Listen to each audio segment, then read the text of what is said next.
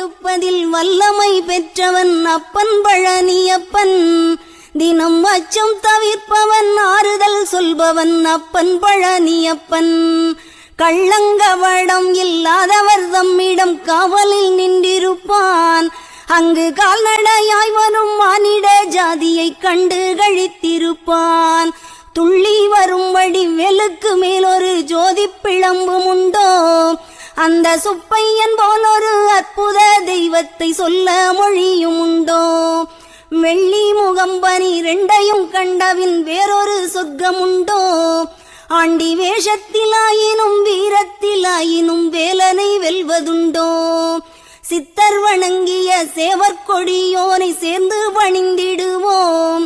அந்த சிக்கலிலாயினும் செந்திலாயினும் சென்று பணிந்திடுவோம்.